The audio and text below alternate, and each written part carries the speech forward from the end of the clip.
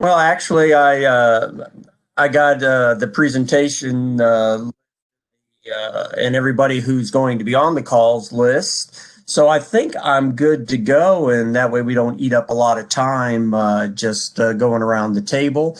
And that also allows y'all to keep, multitasking because I know right now every one of y'all are checking email, looking at Twitter, updating your Facebook posts. Come on, I caught you.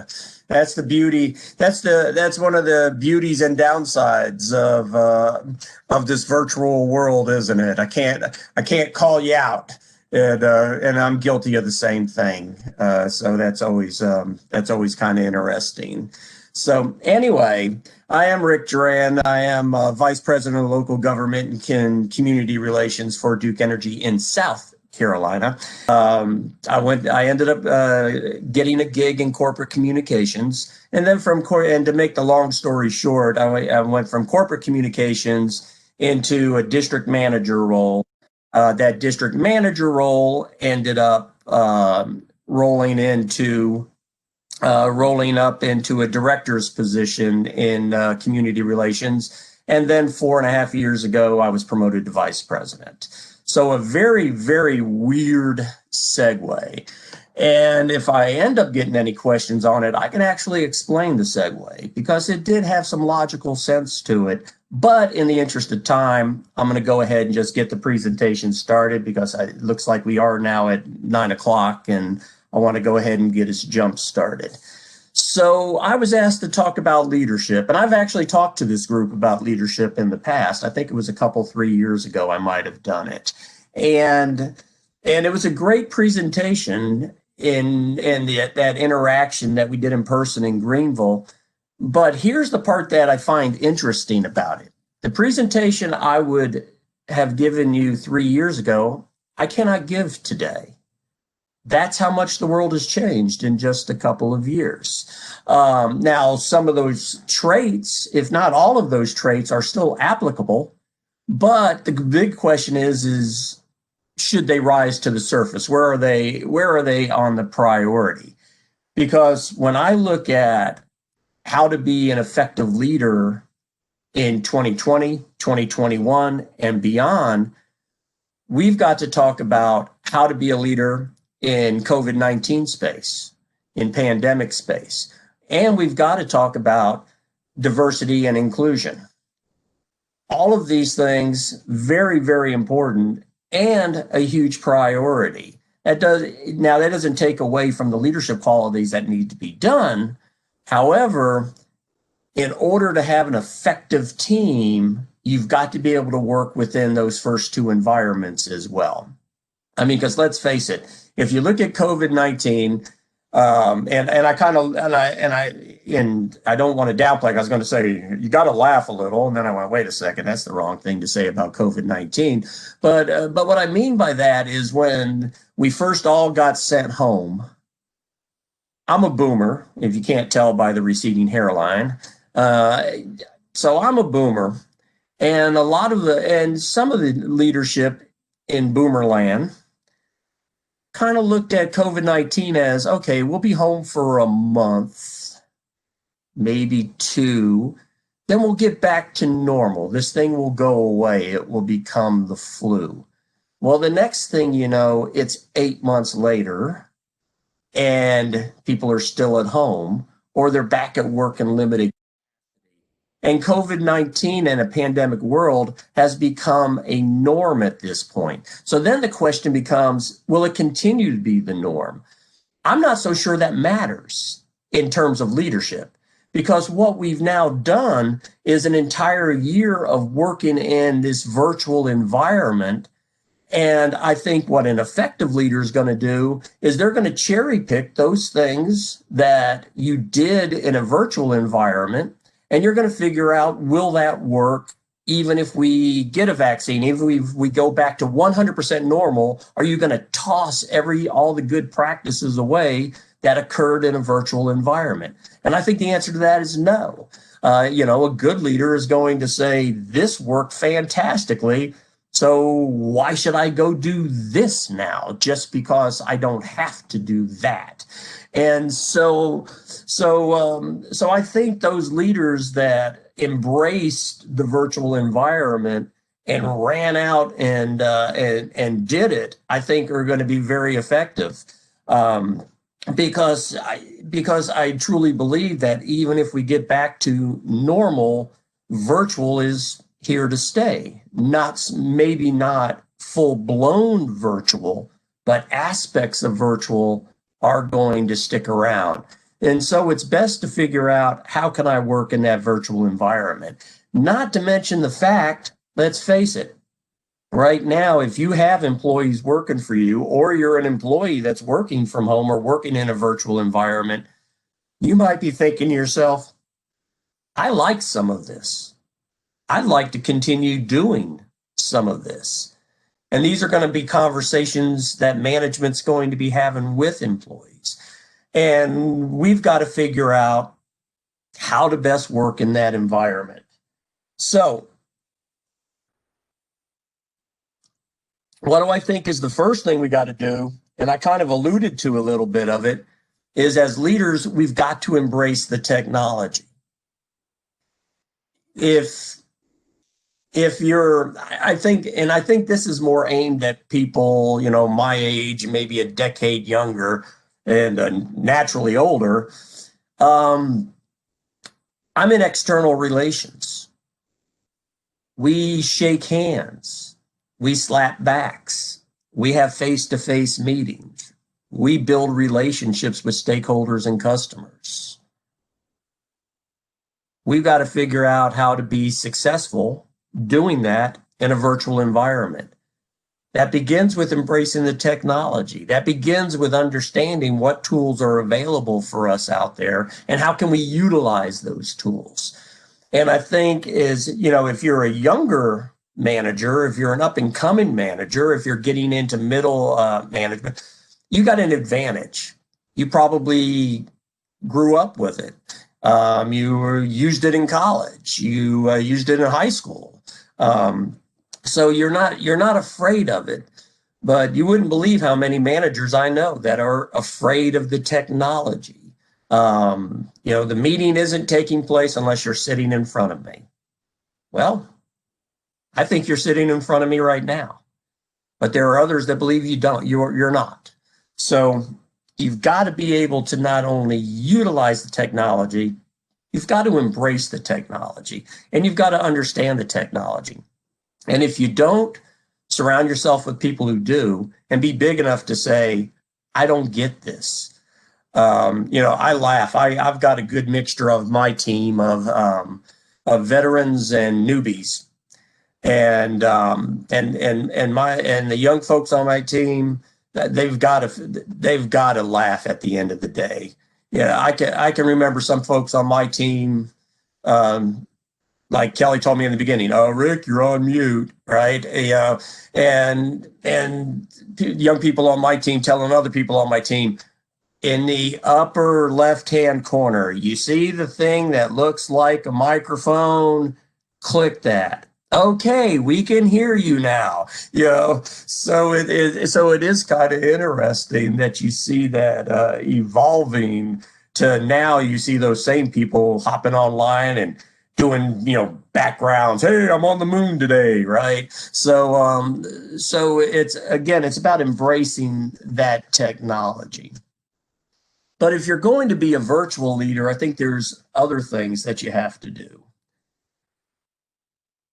First, you've got to be able to trust your folks to get the job done. If you're a proponent of office work, of an office environment, one of the reasons that managers like office environments is so they can stick their head in and be nosy every now and then, right? They want to be able to see that you're doing the work. They want to be able, they want to see activity. Well, if you're working from home, I got to trust that you're doing what you're doing. And that trust, of course, is earned, but I think it's also incumbent upon the manager to be able to take that step back, micromanaging, one of the worst things that you can do as a leader. Nothing's worse than micromanaging, in my opinion. I've had micromanaging managers, and oh my goodness, I could do an hour on that. But at some point, as a leader, you got to step back and say, okay, I'm allowing you to work from home 5 days a week, 3 days a week, whatever. And I trust that you're going to get the job done. But that brings up another thing: is you've got to increase your emotional intelligence. Because and what I mean by that is, if I trust you to get the job done, I've also got to have emotional intelligence to trust that you're doing what you're doing, and I understand the situation that you're in.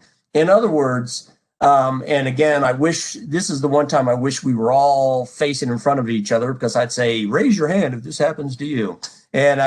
But how many have had managers or are a manager, and you send out an email or a text and you expect an answer in the next 30 seconds? Or you're an employee and you feel like you've got to get that answer out in the next 30 seconds, right? It's like, oh my goodness, my boss just asked me a question. I got to get on the board. I got to get on the keyboard. I got to let them know what I'm doing. Well, in a virtual environment, you cannot be a leader that's now pacing the floor going, I sent Kelly that email 5 minutes ago. She could have answered that in seconds. She either knows the answer or she doesn't know the answer. She's obviously not working. She's obviously not sitting at her desk. She's obviously not looking at her computer. So she is not doing what I paid her to do. Well, if you're in a virtual environment and you're trusting that the work gets done, you're not trusting that somebody's working 8 to 5, right? You're not trusting that they're just taking a half hour for lunch from 12 to 12:30. You're trusting that the work gets done. And so if you're letting go and you're allowing that trust, what's the next piece of that? The next piece of that is understanding your team, emotional intelligence, understanding your team. In other words, when I look at my team, I know I have 2 folks working from home right now that have babies less than 1. I know I have a person working from home who is watching grandkids while mom and dad work. I know I have a person at home who's got a disabled adult son. So what am I going to tell them?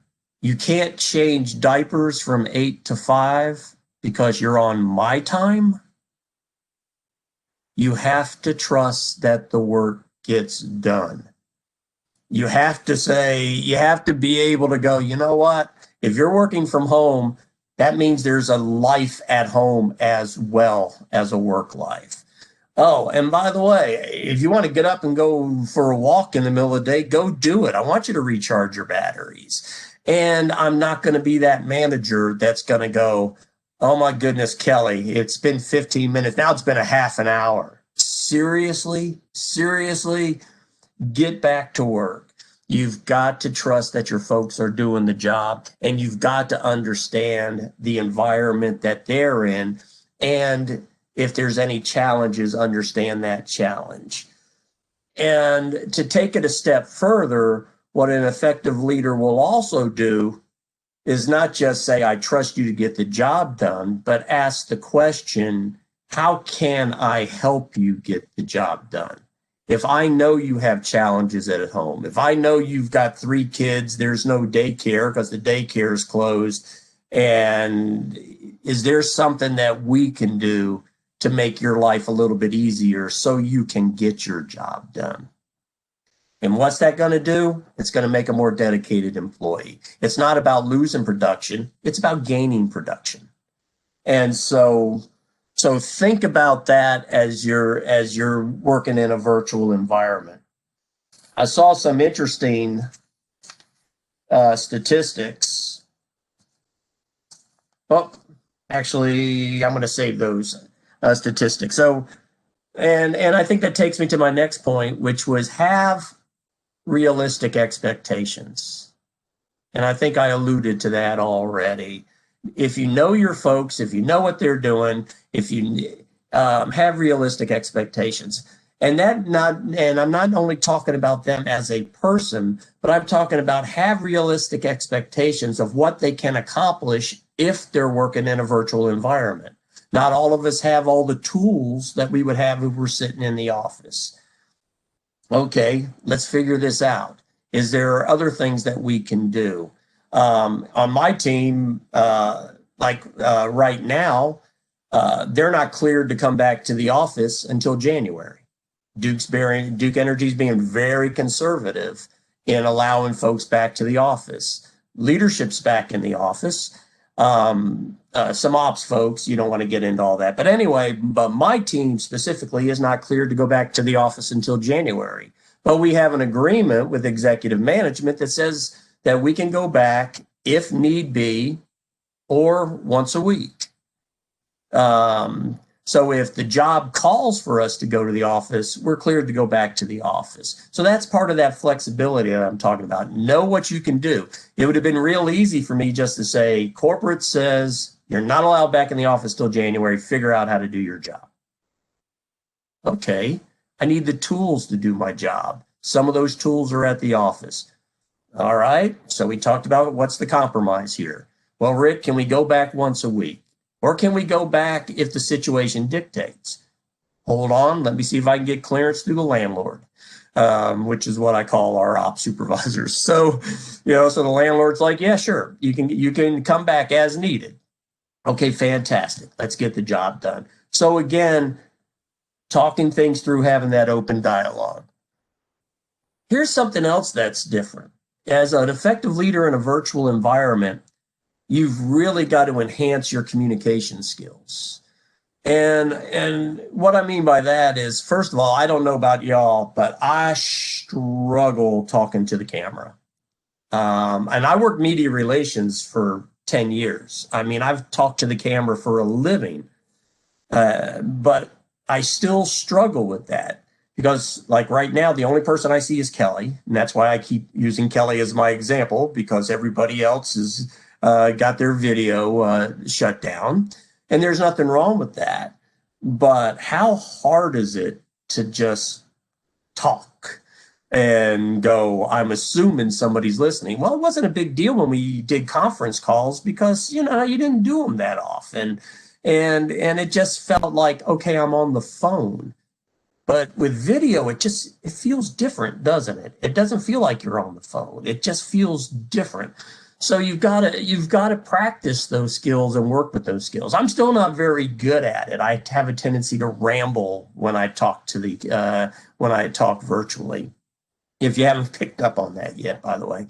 The other thing is, and my team hates me for this, is when every 2 weeks, we have our virtual team meeting, you have to be on video. I don't let you stop video. So, and that's so we can see each other, but I don't do it to make sure that you're listening. I don't do it to make sure you're working. I do it so we don't lose that connectivity, that we don't forget who we are.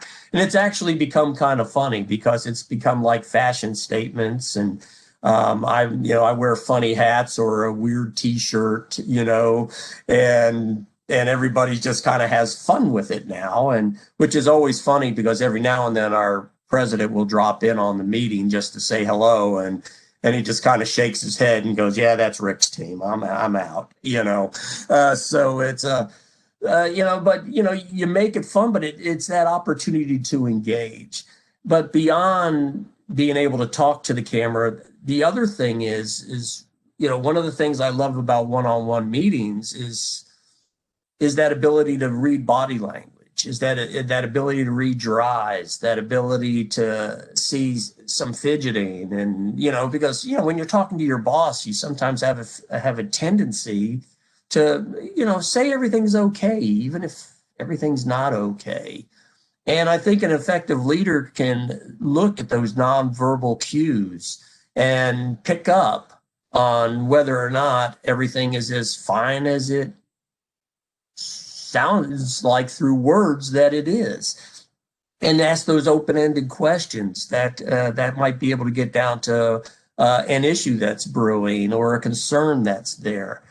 So again, kind of studying and looking at what do those nonverbal cues look like? What do those what do those gestures look like? You should ask yourself as an effective leader, are my people telling me something without telling me anything? And if you can read that, you're good. I mean, you're good. It's not easy to do, but I try, and that's what you need to do as well, is just try. So we talked about, and I think this is also important. This would be on my list if I'm talking about things to do in a non-COVID environment, in a virtual environment, in a regular environment. Do not forget to recognize accomplishments. That is so huge. And I'm finding that it's even more important in a virtual environment as a leader, because you are working from home. You're surrounded by the four walls. You might have your family. I don't know about y'all, but I feel like these walls are closing in on me, and I feel like I'm alone a lot, even though I'm not. I just feel like I am. And I missed that interaction. I never thought I'd say this, but I missed that interaction with my boss. I mean, and I certainly missed that interaction with my team. And sometimes you feel like, if you're working from home, especially, and again, I can't see hands being raised, but I wonder how many of you are working on a team that's mixed. Some working from home, some working from the office. Well, if you're working from home and somebody else is working from the office, so I just saw all from home. Okay, great. Thank you, Jason. But as an effective leader, if you're working a split, do you think it might kind of edge into the back of your mind that somebody working from the office is one-upping me because I'm working from home and they're getting open access to the boss? They're getting in those brownie points I can't get in. They're working the politics. And I'm sitting here at the house and I'm taking a step backwards while they're taking a step forwards. And don't think for a second that doesn't go through people's minds.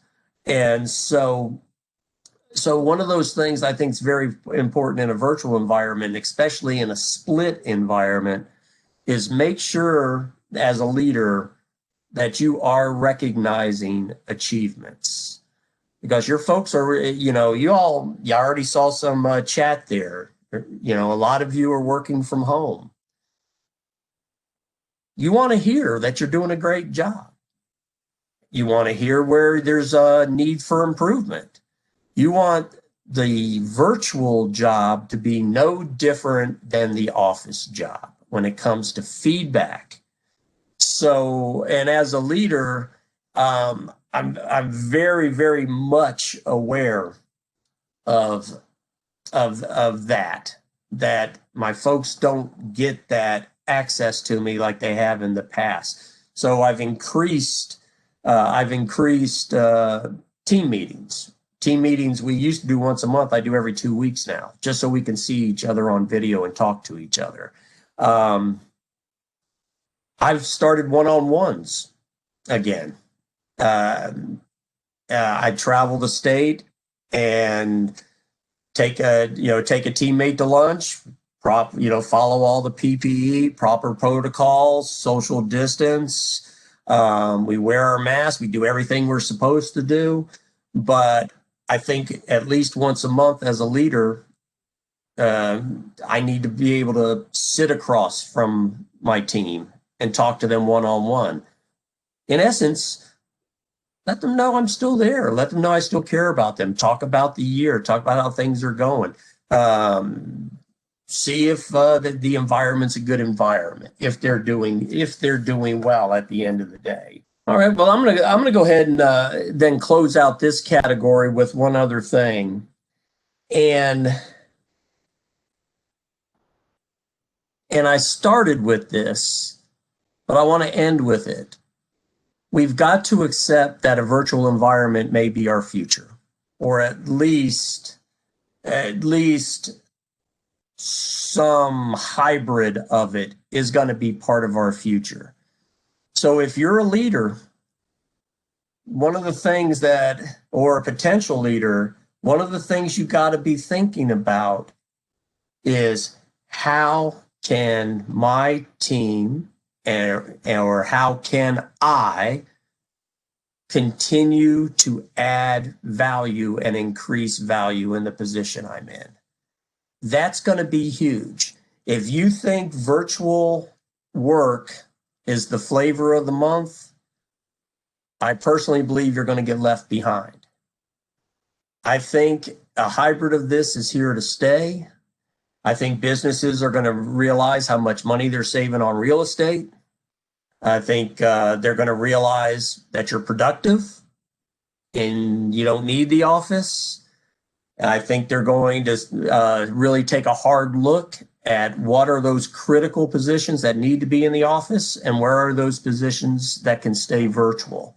So if you're going to be virtual or a hybrid virtual, you've got to continue to figure out how can we add value as employees.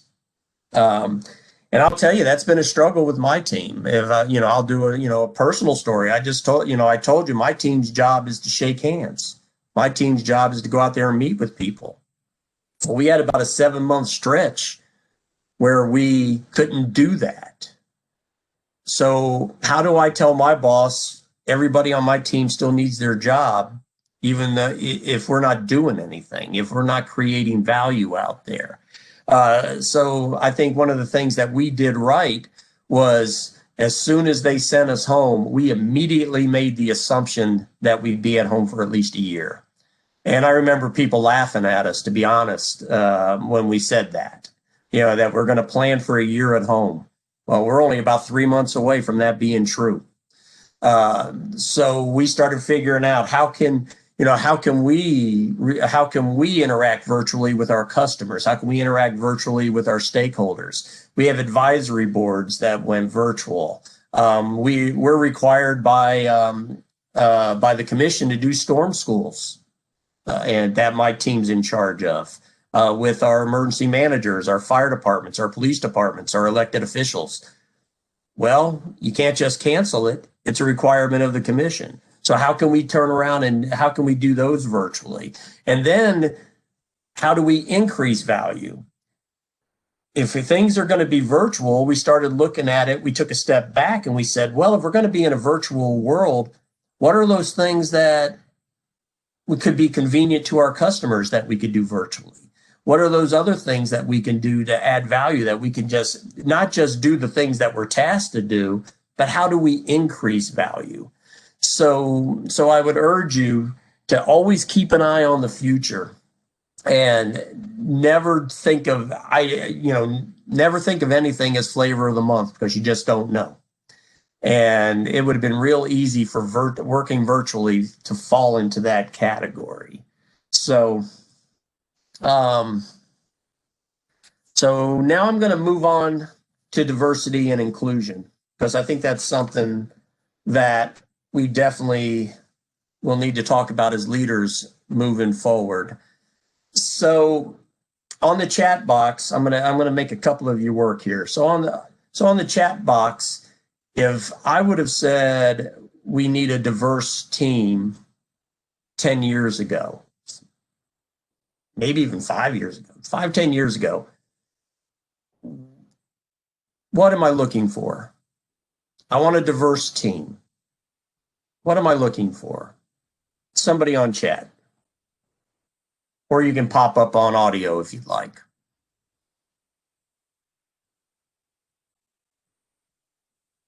Yeah, exactly. It would have been it would have been it would have been race and gender. I think also a difference in age group. Yep. Yeah, I would agree with that. Age, if I was asking more today, I think 10 years ago, we probably would have just been focused on making sure we hit the federal guidelines, right? We would have been looking at race, we would have been looking at gender. And now when you think about diversity, what are we thinking about out there? What are some differences now? And I already heard one. I heard age. I saw thought. I think May nailed it. Yeah, risk. So,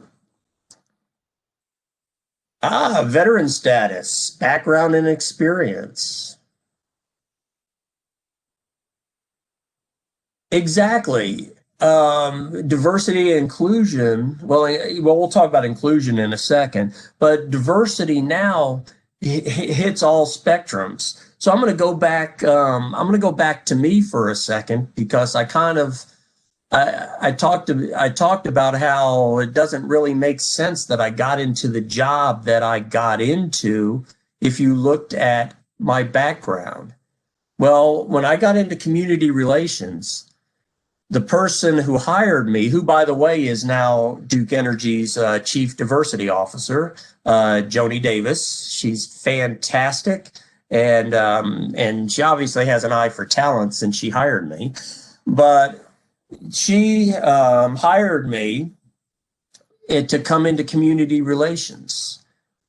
Well, here's what she knew about me from knowing me before I interviewed. Remember, if you would have looked at my resume, you would have seen can train dogs, can shoot guns, can follow orders, can take a hill if you want them to take a hill. Those aren't bad traits. But what she knew, because her and I had worked some projects together, and we had some downtime and we talked. What she knew was I was the only high school graduate in my family. She knew that I grew up on food stamps. She knew that I joined the military to escape a very bad situation. She knew that I knew what it was like to live in a house without electricity. She knew that I knew, she knew that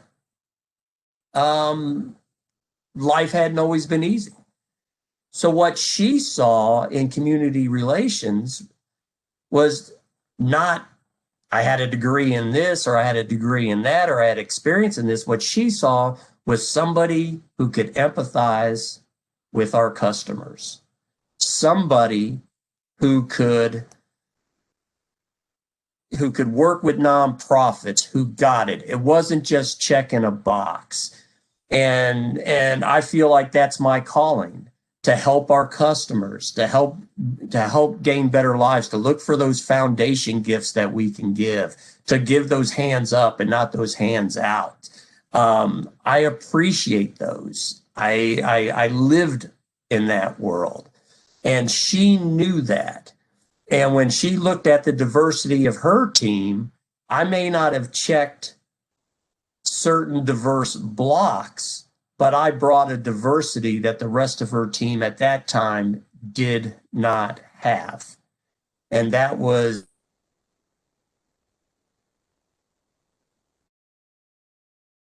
going through. So yes, diversity matters. But here are some stats from the Harvard Business Review I wanted to share with you all today. because saying that you want a diverse and inclusive company, at the end of the day, you still have to produce, right? You don't want to be the most diverse and inclusive company that went out of business. You want to be diverse and inclusive because it makes business sense. So if you look at the Harvard Business Review and a recent study that they did, they stated that in high belonging is linked to a 56% increase in job performance. A 56% increase in job performance, a 50% drop in turnover risk, and a 75% reduction in sick days. Workers who feel like they belong want to produce for you. Workers who feel like they belong want to come to work. And workers who feel like they belong want to stay. And as leaders, we've got to embrace diversity, just like we need to embrace the technology in a virtual world. Embrace the diversity. And if you do, and if you study diversity, if you study inclusiveness, you're going to realize that those feelings can be real feelings. Don't just, I mean, the business side of it validates it, but you're gonna figure out that if you have a diverse team, you're gonna have a happier team. You're gonna have a team that's out there making you as a leader look great. And hey, let's face it, all leaders have egos, and we want to look good. And if we put together the right team, we get to take the credit. And isn't that what it's all about at the end of the day? Hopefully, you can see sarcasm in my eyes. Also, the Society for Human Resource Management also showed that more diverse management teams. I think here's one of the fundamental weaknesses that a lot of corporations are having to play catch up on is it's one thing to hire a more diverse team, but are those corporations also making sure that their management team is more diverse and more inclusive? But companies have seen revenue increases by 19% in companies that are more diverse. And decision making by diverse teams outperforms individual decisions 87% of the time. So again, diversity of thought and diversity of cultures, it comes together nicely. And as a leader, if you embrace that, it allows you to step back and say, okay, I've checked a lot of boxes here. I can make that decision quicker. And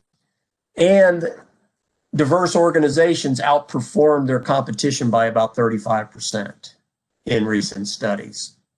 So those that aren't getting on board are also getting left behind. So what are those things that we can do? So what are those actions that we can take?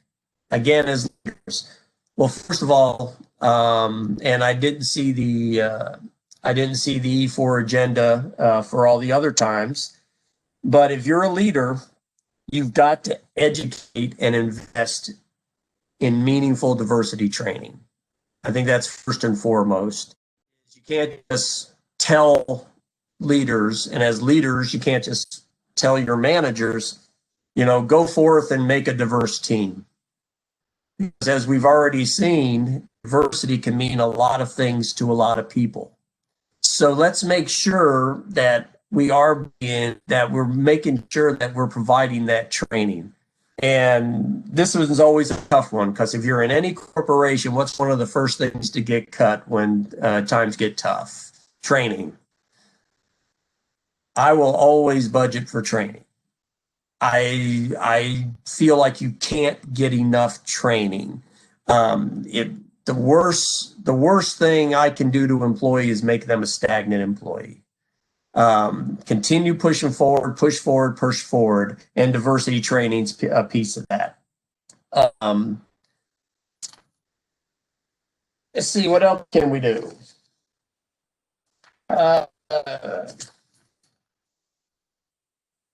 I'm sorry, guys.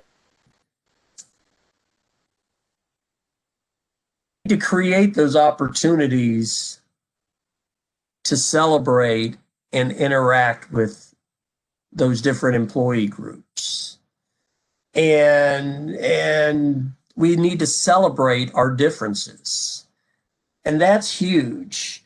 And how about creating employee resource groups? And how about some mentoring initiatives? I went online today in our company portal, and I wanted to see how many support groups that we had out there that were active within my own company, Duke Energy. And I'm just gonna read off a couple of them.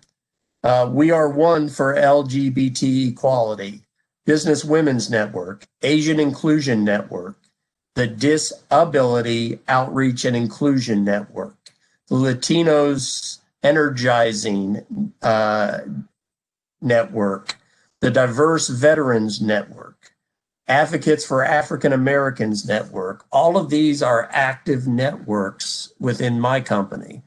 And I'm sure there are many companies, and yours included, that are doing the same thing.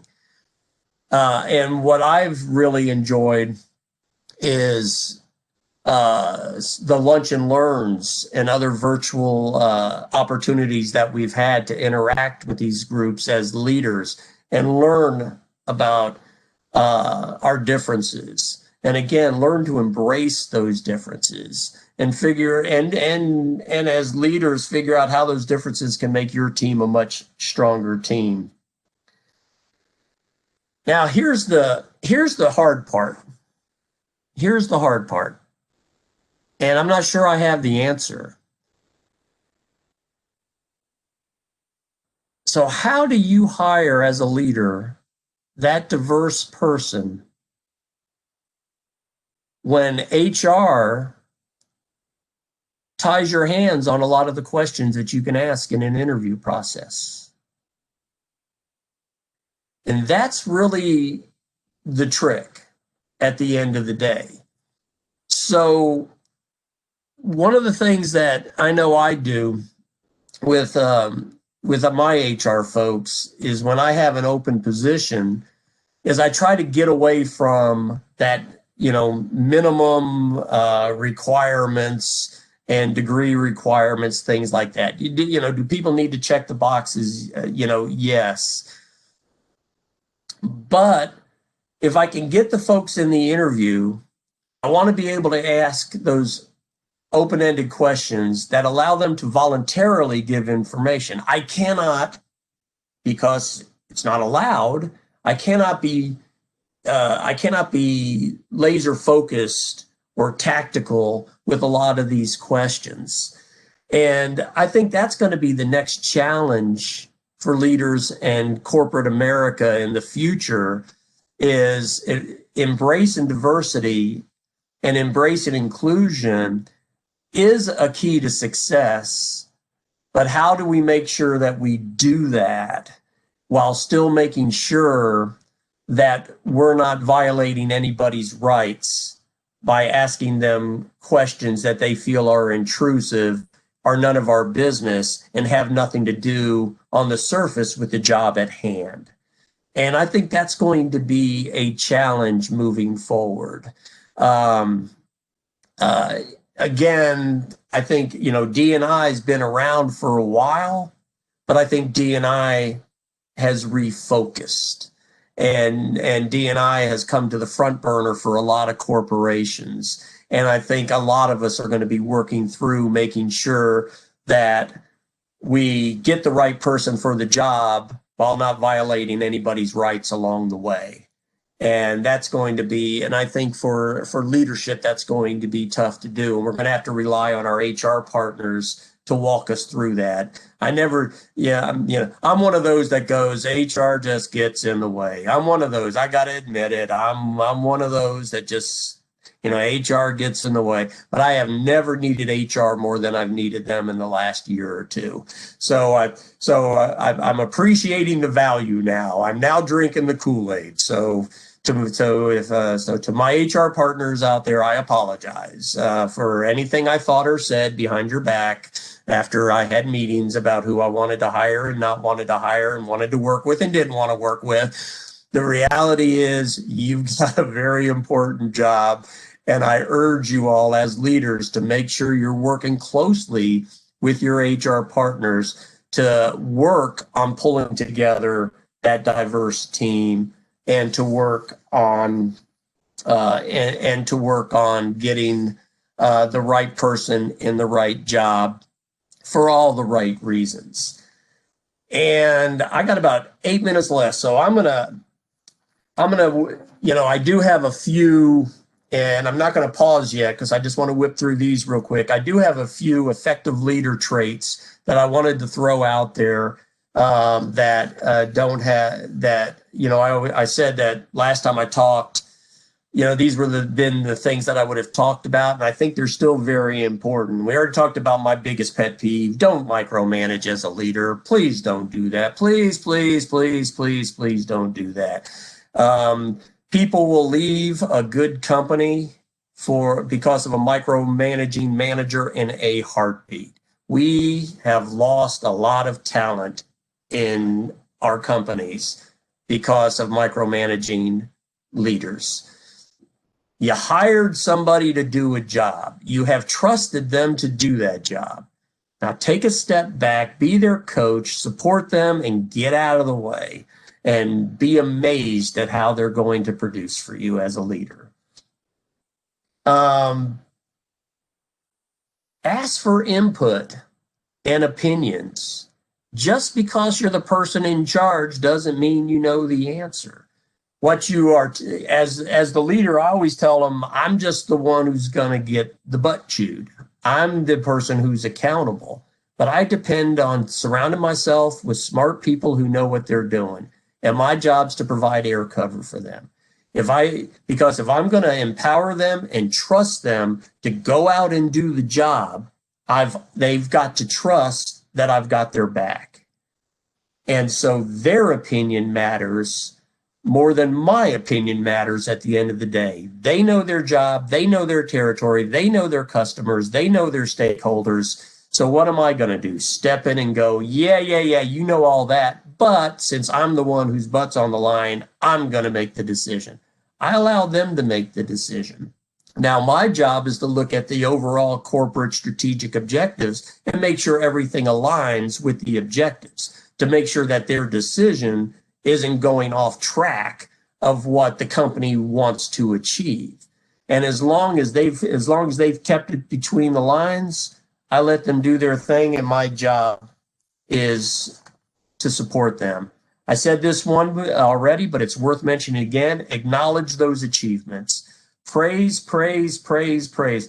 You never get too old to hear praise.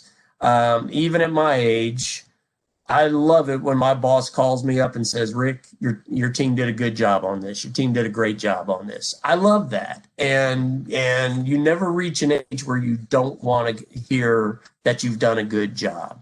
And you can't, and make the praise meaningful. Thanks for doing a great job. If you hear that every Friday, throw some, have an example, make sure that those accomplishments are acknowledged. Express a genuine interest in your folks. If you have no genuine interest in your team, I don't think you're cut out to be a leader. You've got to care about them beyond the job, because it's all aspects of their life that will determine what type of employee that they're going to be. If they don't want to share with you, that's fine. But if you have employees that want to share with you, take an interest, help them out. They always say, your boss can't be your friend. I think that's very old school. There's a line there, and my team knows there's a line. But I think they also know they can call me anytime as their friend. And I can give friend advice, and I can give boss advice. And if you set yourself up for that, again, you're going to have a more productive team. Another pet peeve of mine: never, ever take credit for their work. If someone on your team does the job, it's their work, it's their job. I literally worked for somebody at one time that when you wrote a position paper, you had to put their name on the position paper. Corporate never knew that you authored the paper. They never knew that you had anything to do with the paper. And my boss took all the bows.